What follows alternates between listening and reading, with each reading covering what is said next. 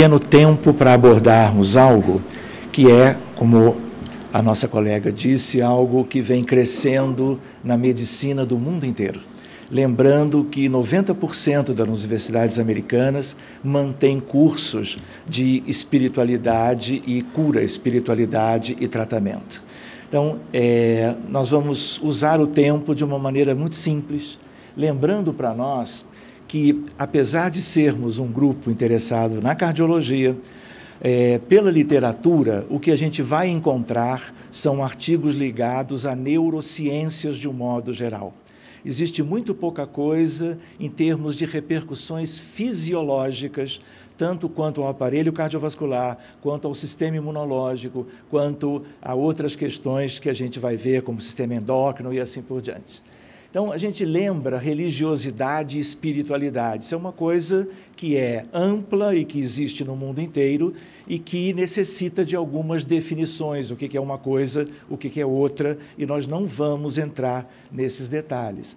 Mas a ideia qual é? Nesses poucos minutos, abordarmos sobre efeitos na saúde física e mental, algo que já existe há mais ou menos 3 décadas, visitando como que a nossa literatura médica de um modo geral, voltando então para questões ligadas à saúde física e mental de um modo geral. Então, é algo que já tem 3 décadas.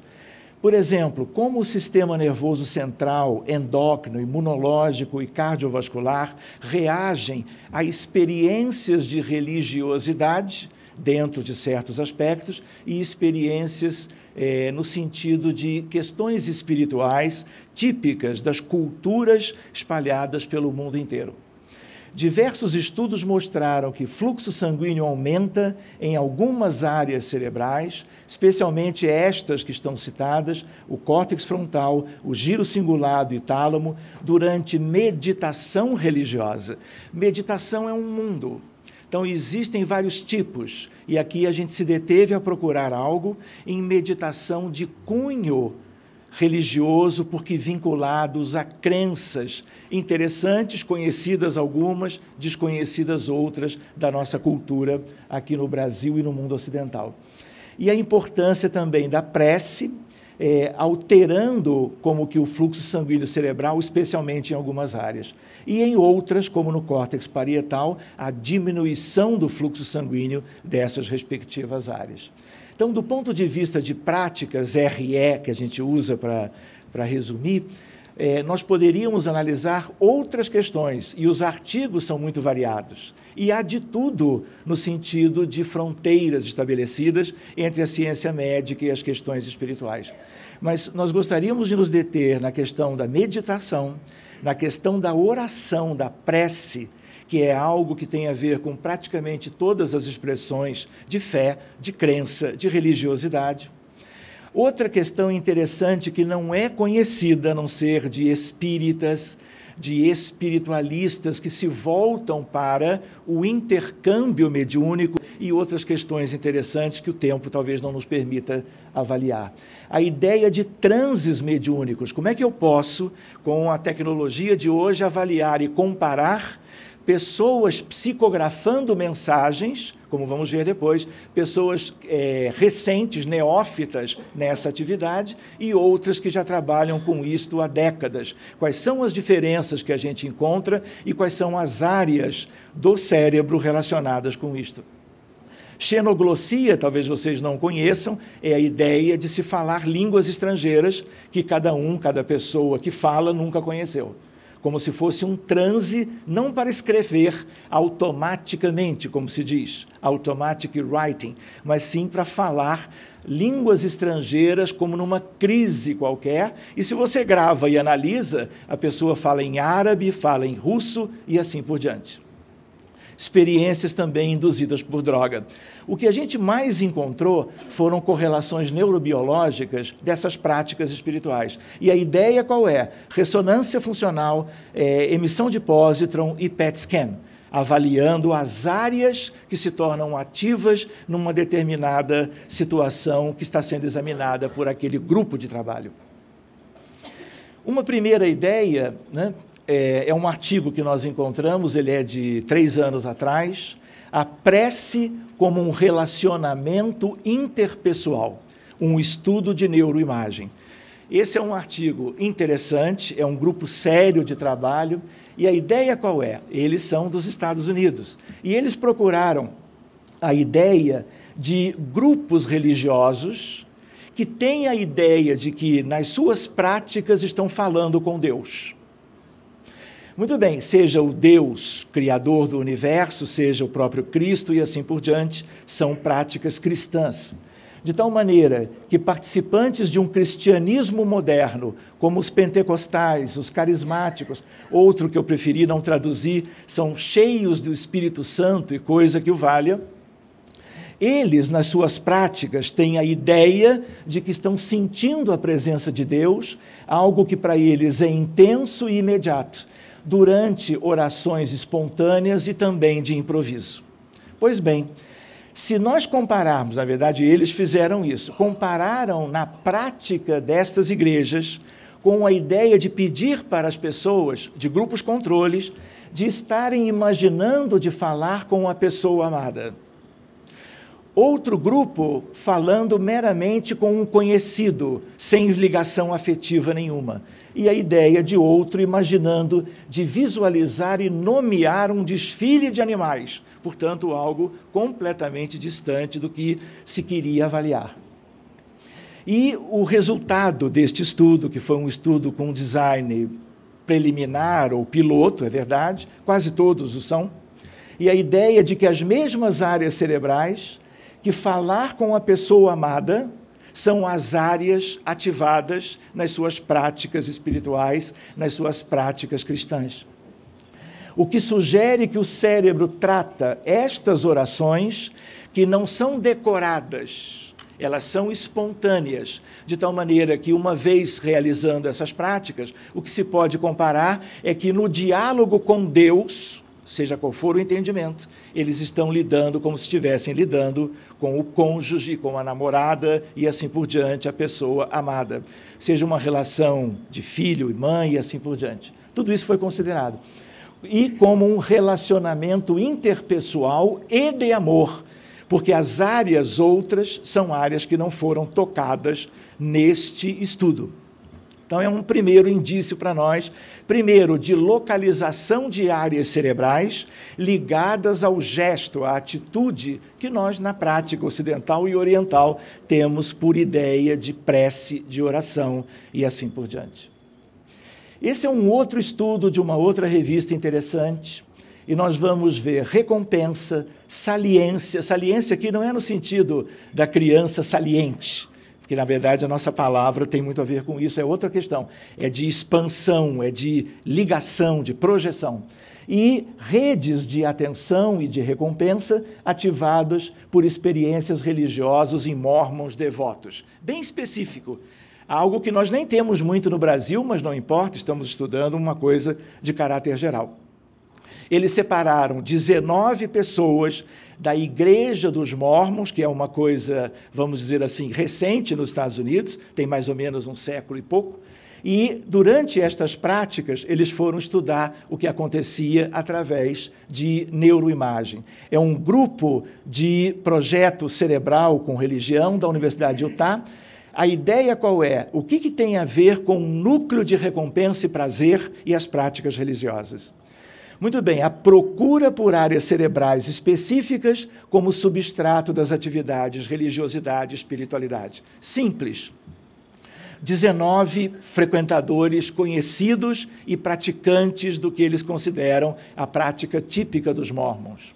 Muito bem, curiosamente, quanto aos resultados, sentimentos advindos de experiências de devoção ativam o núcleus accumbens, conhecido de todos vocês? Talvez não. É um núcleo que tem a ver, claro, neuroanatomicamente, com questões ligadas ao sistema límbico, a cabeça do núcleo caudado e a ideia do sistema, que é o sistema límbico e que tem a ver com recompensa e prazer. De tal maneira que não apenas esse núcleo, que é o mais importante da rede, mas a ideia de córtex pré-frontal ventromedial e regiões frontais de atenção. De tal maneira que, quando são experiências de devoção daqueles mormons, estatisticamente com significado, a imensa maioria deles como que ascendem esta situação que é de todos nós e que tem a ver com recompensa e prazer. E a gente lembra, núcleos accumbens tem a ver com várias questões humanas que a gente vai considerar se houver tempo. A ativação desse núcleo precedeu o pico dos sentimentos espirituais em 1 a 3 segundos, que é um detalhe interessante, sugerindo que antes de uma espécie de prazer e de consequência de algo que eles usufruem nas suas práticas, 1 a 3 segundos antes, esse tal núcleo brilha na ressonância nuclear magnética, sugerindo que uma coisa seja consequência da outra. O que a gente não sabe é quem, de fato, começa primeiro e qual é a sequência dos eventos. Até porque quem trabalha nessa área até hoje, trabalha pensando que a pessoa, os seres humanos, são cérebros com a organização física, biológica que nós, na medicina, tentamos cuidar quanto aos nossos pacientes e a nós mesmos.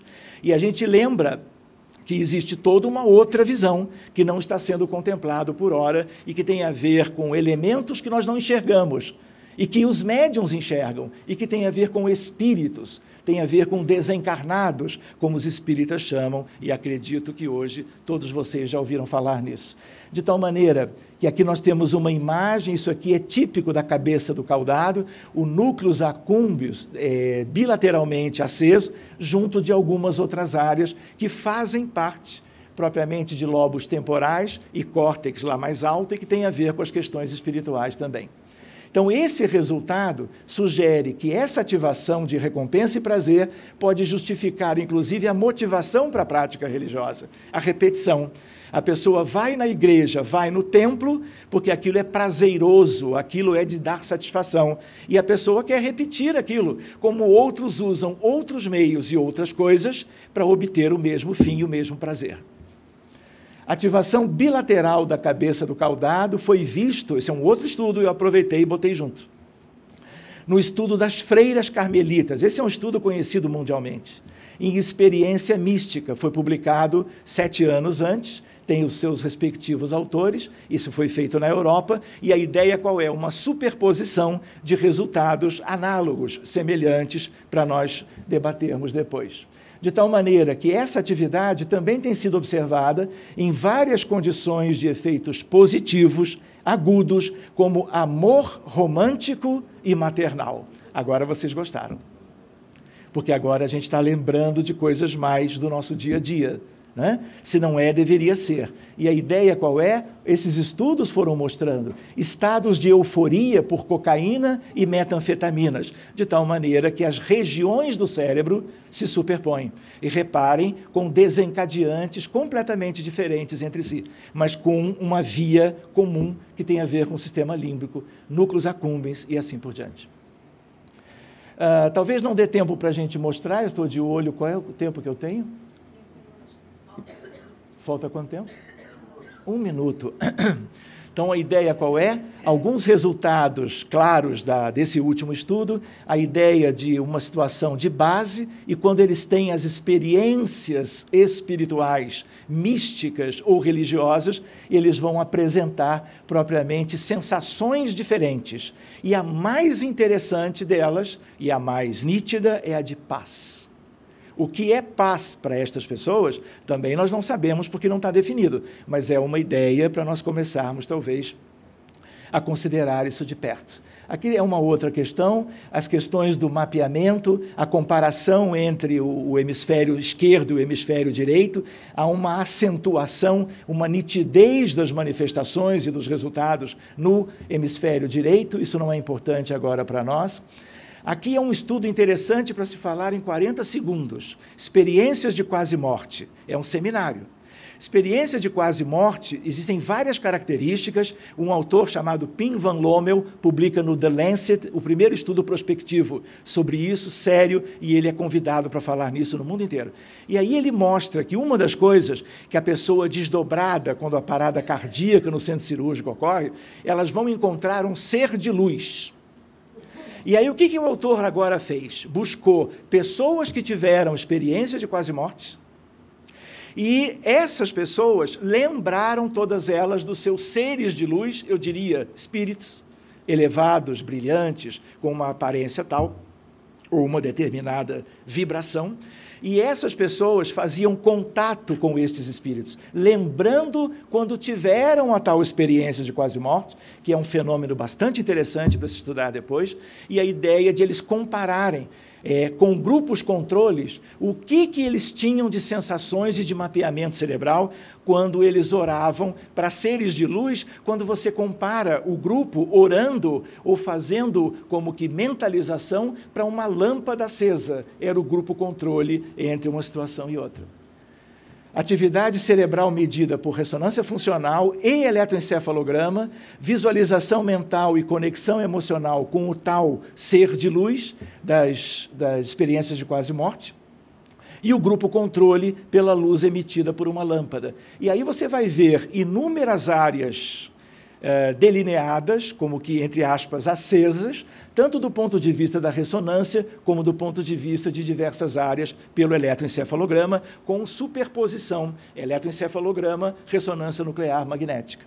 Esses estados, indo superficialmente apenas, indicaram que o estado meditativo, associado com marcadas alterações hemodinâmicas e eletrofisiológicas em regiões cerebrais envolvidas com emoções positivas, visualizações mentais, inclusive área calcarina, atenção e experiências espirituais, sugerindo alguma coisa no sentido de que, quando se recorda de um ser, e se entra em contato com esse ser, mesmo que a nível de suposição, algumas coisas acontecem e reações cardiovasculares e reações cerebrais acabam vindo como uma consequência.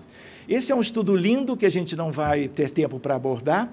É um estudo de neuroimagem feito por colegas aqui do Brasil, esse de Juiz de Fora, o Alexandre, e o Pérez, que é lá de Curitiba, e a ideia de estudar pessoas fazendo psicografias. Como é que eu posso trabalhar isso com mapeamento cerebral? De tal maneira que a gente sabe o que é distúrbio dissociativo. Todos eles aqui estudados eram 10, 5 experientes e 5 pouco experientes, todos eles eram pessoas normais, sem nenhuma ideia de patologia ou distúrbio mental de qualquer nível. De tal maneira, sobre a influência de espíritos desencarnados, os autores, todos médicos, colocam de saída a ideia clara, nítida, para quem quiser fazer o estudo. Depois eu posso passar para vocês as referências. Estudo preliminar com o SPECT, 5 experientes e 5, vamos dizer assim, já tarimbados. E aqueles com mais experiência, imediatamente antes do transe da psicografia começar, ele já tem um nível de ativação cerebral por fluxo sanguíneo cerebral medido por SPECT mais alto do que aqueles que estão como que iniciando nessa prática.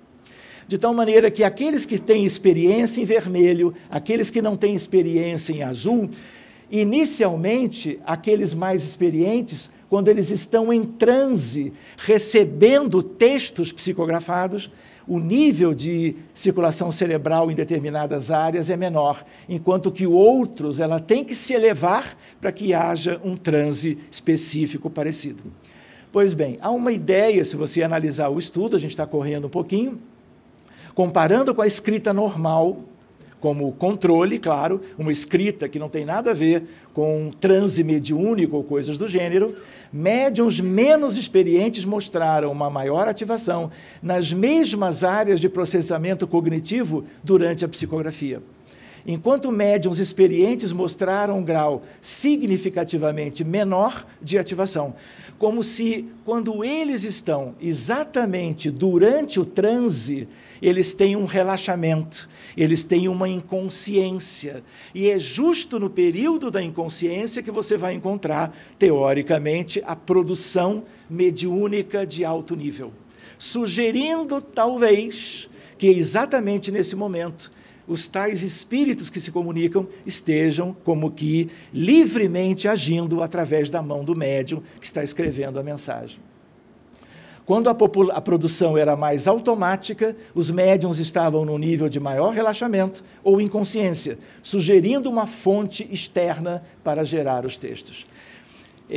Quem quiser ler algo sobre isto, é melhor começar por este artigo, que é um artigo de revisão sobre estudos neurocientíficos das práticas espirituais, pelo Newberg, que é um autor médico muito interessante, trabalha nisso há muito tempo junto de outros colegas.